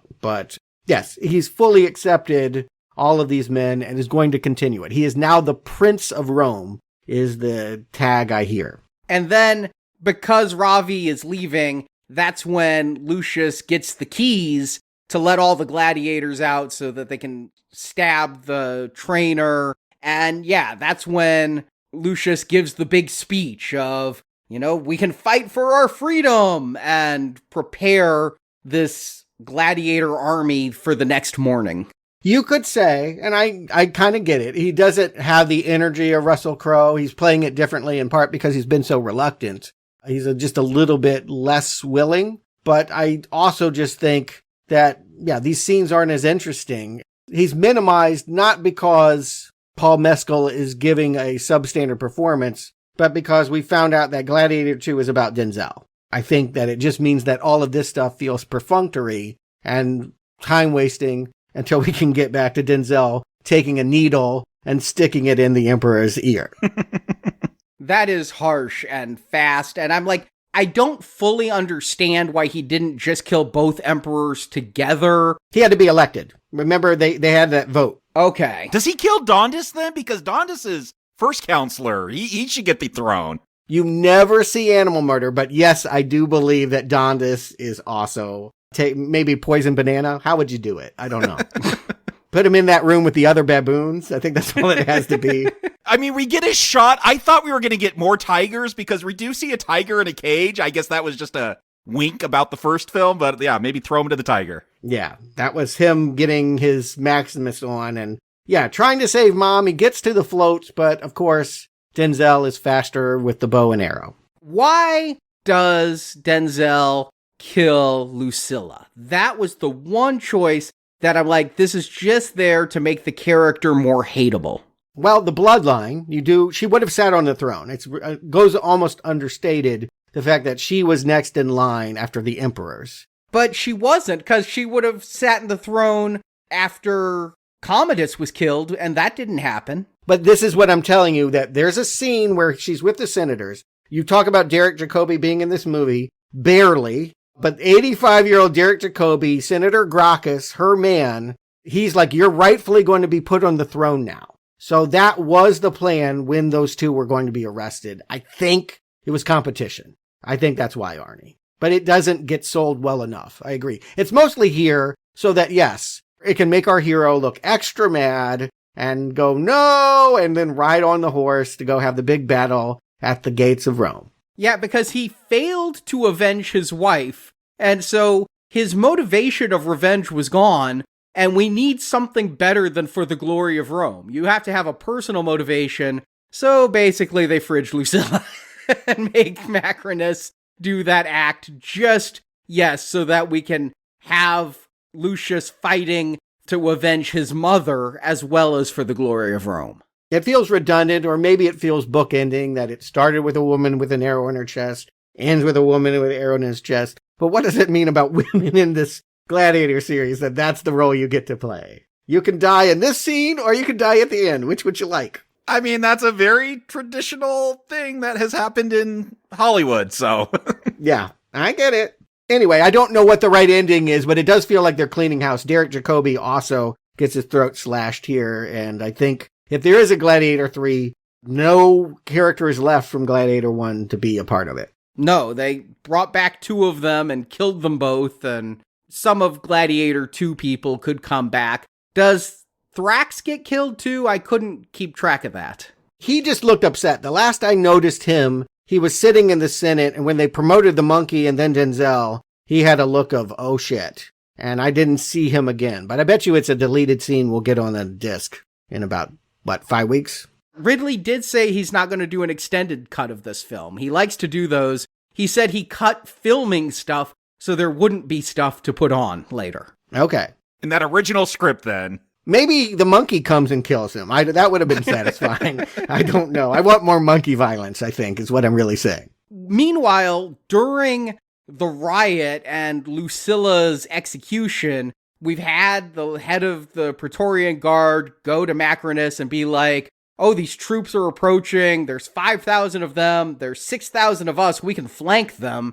And so during the riots in the city, Macrinus is also having an army commanded to go fight off the troops that were loyal to Acacius and now are loyal to Lucius. Right. And it's all going to play out at these gates. We had that poem by Virgil about the gates of hell. These gates are decorated with twins, Romulus and Remus, the birth of Rome. They're making it all super symbolic and important. The fate of the entire Roman Empire is going to play out as Denzel and Paul Mescal are on horseback coming at each other with swords.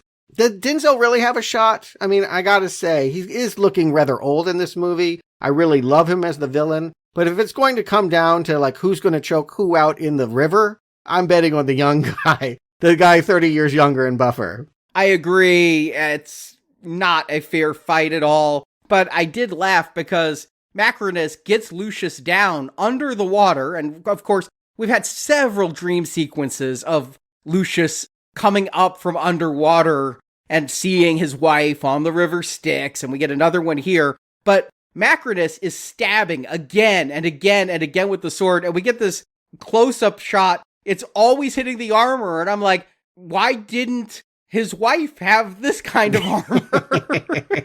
Look, she was poor. She lived in Africa. The place set didn't reach her. She lived in Rome. She could have bought one. This is the best they had in Namibia. The one made of wheat, grass root or something. But yes, the point is that Maximus protects him. And I think we hear his mom. It's actually Connie Nielsen that whispers, go get him or something, like pick up a rock and beat this old man senseless. Denzel's got a great death face. I gotta say, when they take off his arm, I gasped. And then when he gets slashed in the chest and he gives him that look, wow, man. Give him that Oscar. I like how he just kind of crumples into the water instead of falling back. It is a really nice moment, even if it's cliche and we knew what was going to happen. I do also like that there are two armies on either side just sitting there watching this happen. They're like, we don't know what the hell to do. We're just going to let these two fight it out. Yeah, I think it's the fate. Again, these are men that just do what they're told. who is our leader. I think a lot of people didn't like following around the Bobbsey twins and all, crazy monkey venereal plans. They're probably relieved when the young dude comes out and says, let's just give it back to the people.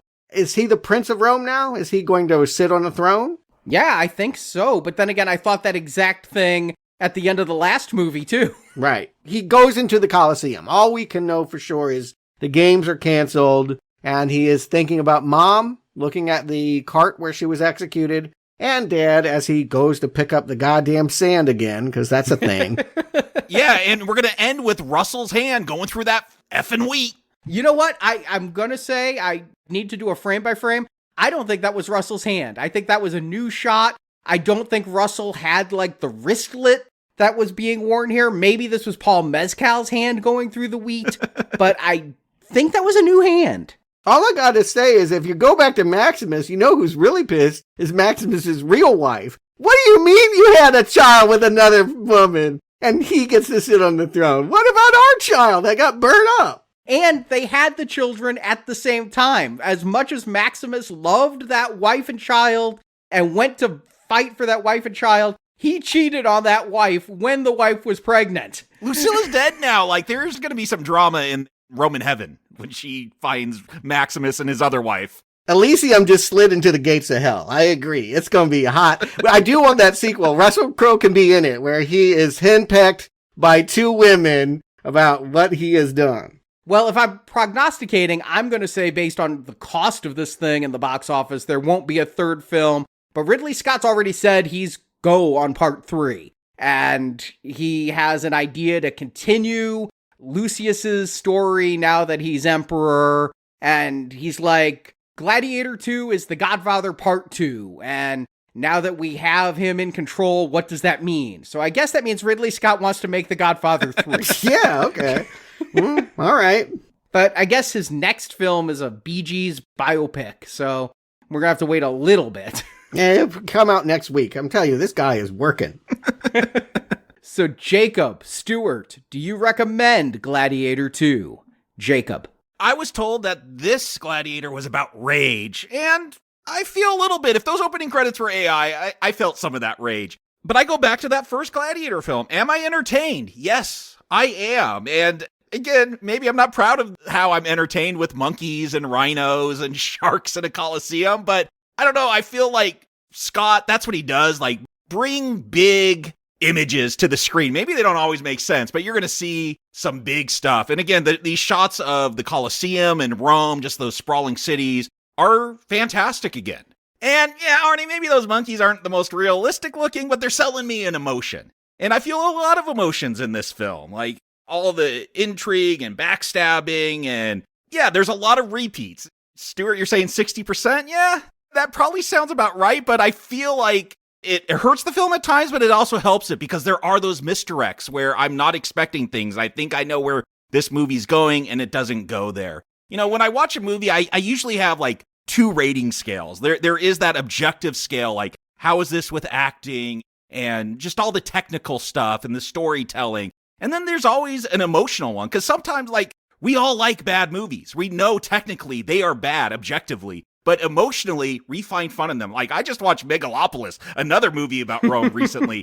Objectively, a terrible film, and I love it. Like, it was so much fun to sit through. And so I feel like that's what Gladiator 2 is a little bit to the original Gladiator. Like, that one, I probably respect more on a technical level, but I had a lot more fun in this one because it just went to a lot more different places than just a revenge story. So yeah, I was surprised because I'm not as hot as Arnie or a lot of people on that original one. It was a fun film that I watched a quarter of a century ago. I never really need to revisit it, but this was a pleasant surprise. It may not be the most highbrow thing, but it is entertainment. So it's a recommend. Green Arrow.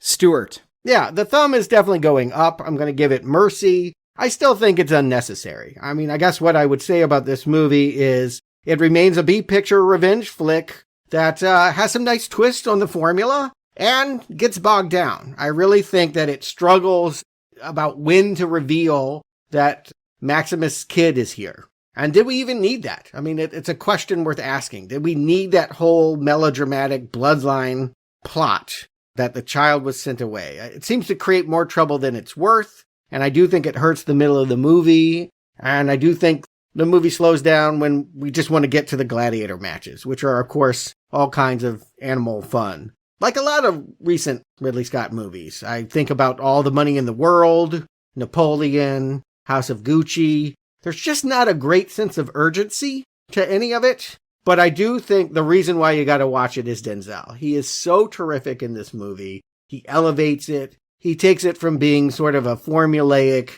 we're doing it all over again, and really makes it a special movie. You wish that it wasn't Gladiator 2. You wish that it was Macrinus. Because this is the movie. He's doing the Machiavellian behind-the-scenes power plays that are really fun to watch here. So watch it for him, and yeah, thumbs up. And like you, Jacob, when I walked out of this film, I had a decision to make, recommend or not recommend, and I went back to Maximus's question, are you not entertained? And I know I wasn't as entertained as I was with the first Gladiator. Just so many of the elements that made the original so compelling are gone in the sequel. I think Paul Mescal is fine as Lucius, our new protagonist Gladiator, but he just doesn't command the screen the way Russel Crowe's Maximus did. And when Maximus suffered the loss of his family, I felt his pain. Lucius's loss of his wife feels kind of hollow by comparison. Yeah, we get these flashbacks to the wife, but by the end of the movie, the wife doesn't affect him at all, or me. I'm not saying Mescal is bad, I just don't think he owns the role the way Crowe did. This isn't a career-defining role, a career-making role like Crowe had. And I think what's worse for Mescal is he's completely overshadowed by the great Pedro Pascal and Denzel Washington, both delivering standout performances. Pascal's Acacius is especially surprising because, as I mentioned, I thought he was just going to be the villain, this movie's Commodus. And Acacius turns out to be a sympathetic and complex dual protagonist. And Pascal's emotional range and presence carry much of this film. I think Pedro Pascal's evolved into an actor who constantly moves me. When I see him in The Last of Us, he's great. When I see him in this, he's great. He's just come a long way since we reviewed him as the evil cowboy in Kingsman 2. And then there's Washington's Macrinus, who defies my every expectation. I think he's going to be Oliver Reed, just the supportive mentor like the first film. And as his duplicity unfolds, he becomes a villain that, to use the cliche, I loved to hate. I think Washington's performance is a bit understated. He didn't try to do an accent. I know a lot of people were complaining about that in the trailers, that it's his own New York accent, but he didn't do an accent or a period affectation, but he brings a calculating, captivating energy to the character that carries this film once Pascal's taken out of it. And as a legacy sequel, which I think Gladiator 2 firmly falls into that category of, I think it's clever. It mirrors the first film's structure, which lulls me into a false sense of familiarity before pulling the rug out with the unexpected twists. This approach, paired with Pascal and Washington's character arcs, kept me very engaged. And visually, Ridley Scott's Rome is still a spectacle, but the heavy reliance on CGI is a letdown for a couple of the scenes. For $300 million, it's unforgivable to have effects as bad as they are in that baboon scene and the opening naval battle. The score, I just loved Hans Zimmer's score so much, I'm going to be critical of this score. Harry Gregson Williams, his score's fine, but only when he brings back some bars from Hans Zimmer do I get chills and get really excited about the music. It doesn't amp me up the way Zimmer's did. So overall, Gladiator 2 is a step down from its predecessor, but yeah, I am entertained, so it's a recommend. I'm also content if it ends here. I would have been content if they didn't make this film. It's not as good as Part 1. Part 1 stands alone, and I think Ridley Scott, can you prioritize a third Gladiator film right after you make your third Alien prequel? You're never making it, so just put Gladiator 3 right there. He's got about 5 other projects he wants to get to before then, and, I wouldn't put it past him. Again, he might have another decade of making really big, expensive period films. I mean, Clint Eastwood directed into his 90s. Scott can make it. Agreed. He's got 10 more years at least, by Eastwood standards. But Oscar chances, yeah, I would say Denzel is going to be hard to beat, and everything else is probably just a nomination. Art direction, costumes. I don't even think this gets nominated for picture. I think it could get nominated. Depends if they do 5 or 10, right? If they have 10, it might get in there. But if you're going to salute a big Hollywood production, you salute Dune 2. That's the one that's up for Best Picture. But we are not done with Gladiators. This Friday, if you are a patron of Now Playing Podcast of $10 or more, you can join us in a review of a Stanley Kubrick classic, Spartacus. We've referenced it a couple of times here. I definitely thought of the I am Spartacus line with the I fired the arrow, like you mentioned, Stuart. I would say a classic, but not a Stanley Kubrick classic. It is not what I think of when you say Stanley Kubrick. Yeah, he was a hired director. He was a replacement for someone that got fired after their first week. But I'm always excited. If the man's behind the camera, I want to see it. It's been a while since we covered it. We've definitely been in Gladiator mode. I fully expect it to be a continuation of all that we've discussed with 300,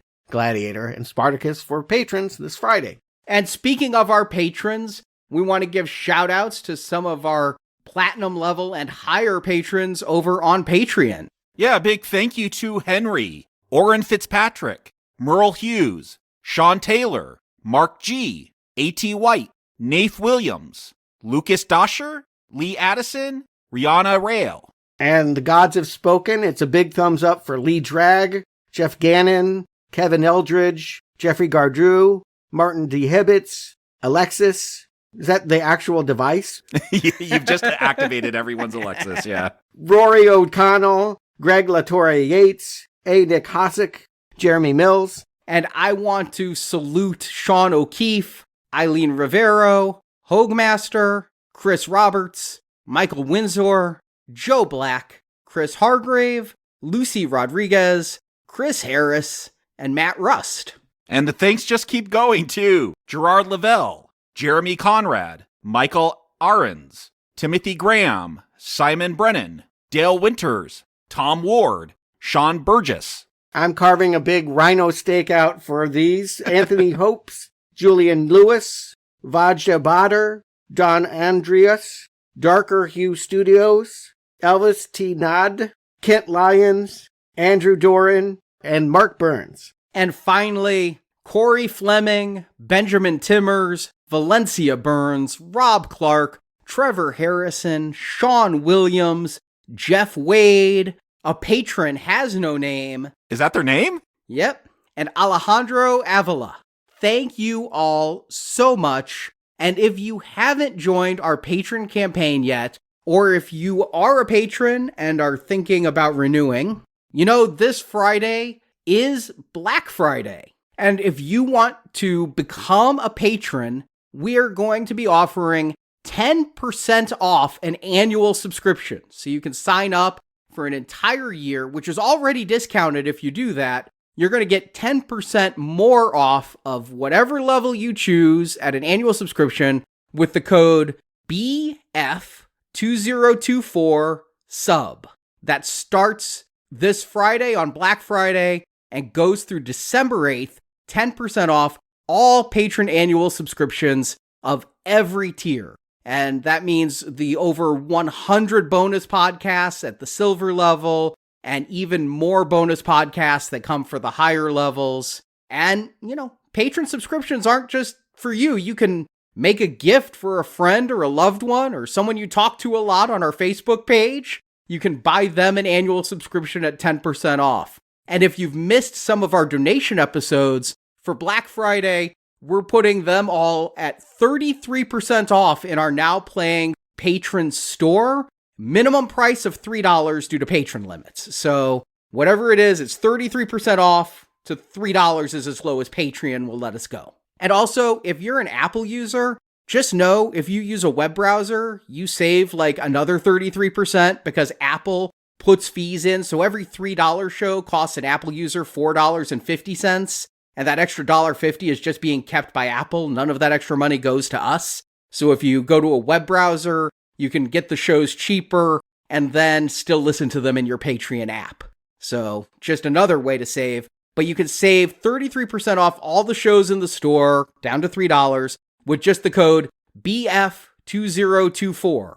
But what are they getting? What's coming up? Should be said on the main feed, we're getting back to Universal Monsters, creeping our way to the werewolf, the Wolfman. There's a new one coming in January, and we'll be starting with Werewolf of London next week. We'll be getting our claws into that whole franchise. We thought for silver level, or maybe silver bullet level, we would cover some werewolf movies that, while not Universal Monsters, are just kind of hard to ignore if we're talking about the Wolfman genre.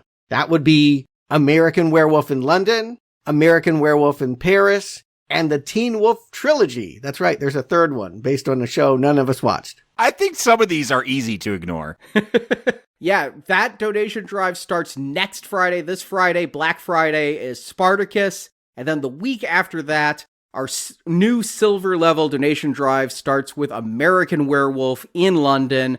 Our donation drive is open now if you want to donate the classic way using PayPal directly to us and get them on your personalized feed. You can donate now. It is a hell of a donation drive this time. Stuart laid out the 5 Wolfman movies we're going to be covering at silver level. At gold level, we're doing one of our eclectic kind of retrospective series. We're going to be covering 8 hacker films ranging from the 80s through the 2010s.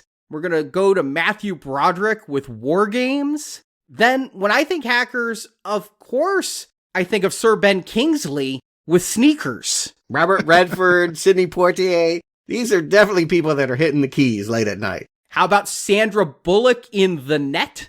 A notorious stinker that I'm looking forward to seeing again, that I haven't seen since it was new release. That was like a panic movie. Like, everyone just found out about American Online like 2 weeks before, and now the internet's trying to kill Sandra Bullock. And then one that I am so looking forward to discussing, Angelina Jolie and her future husband, Johnny Lee Miller. Her future ex-husband. In Hackers. Lace up your rollerblades. Oh my God. Yeah, that one. We're going to hack the planet with Matthew Lillard. I'm going to hack up something. And then getting into the 21st century, Antitrust. Yeah, Tim Robbins is basically Bill Gates. And of course, he's trying to kill Ryan Phillippe because it's 2001. I saw that movie back then too. Then one that got me into theaters for a reason or two, Swordfish. 2 reasons. Yeah, was it about the hacking or was it about Hallie? Yeah, to be debated. And then let's look at a couple that might be really good. We are covering another Michael Mann film with Black Hat. Yeah, Thor's in that one, and it didn't get much theatrical love at the time, but Michael Mann fans tell me you really missed a good film, so we're going to catch up with it. Hey, Michael Mann fans, tell me which of the 3 cuts I should watch. They're only like a minute apart in each, but there's a theatrical cut, a director's cut, and an international cut. I'll tip you off. The longer ones just have men looking out at the water. With neon lighting behind them. Yes, with lots of neon behind them.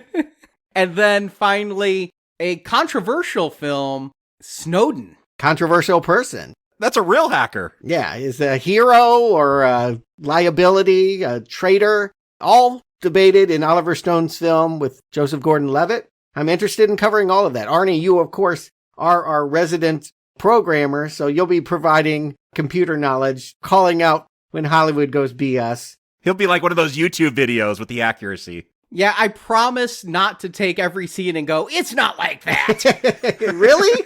Can I get that in writing? Because that's going to be every show. I think that's why people are donating. But anyway, I look forward to the vetting and the movies for that gold level series. And then because we're not done going cyber, and because it is the 30th anniversary of a classic anime, we are covering for platinum level Ghost in the Shell. And yes, that means 3 films. We're not doing all that TV anime stuff. Although I'll probably watch it. We're covering the 1995 anime movie, its 2004 sequel, and then the live-action ScarJo movie from about 7 years ago. I've seen 2 of those. I've seen one of those, so we'll be doing that. And then a returning donation drive in just a few weeks we are going back to theaters for Peter Jackson's Lord of the Rings universe. More anime. With War of the Rohirrim. Yes, we all remember that war. The war to pronounce these awful, awful names. So if you didn't get our Lord of the Rings retrospective way back when we did those, that retrospective with 10 movie reviews. We covered the original animated trilogy, then we covered the 6 live-action Peter Jackson, Lord of the Rings, and Hobbit films, and now War of the Rohirrim. I'm never going to say that right. You can donate at that level too. And again, every dollar supports this podcast. We thank you, because Now Playing doesn't have 10,000 denarii, and I don't want Macronus to come take our servers. You can find all the details on how to support our show and our Black Friday deals at nowplayingpodcast.com/donate. So thank you for listening to Now Playing. Thank you for supporting Now Playing. Jacob, Stewart, thank you for joining me. And until next time, strength, honor, and podcasts.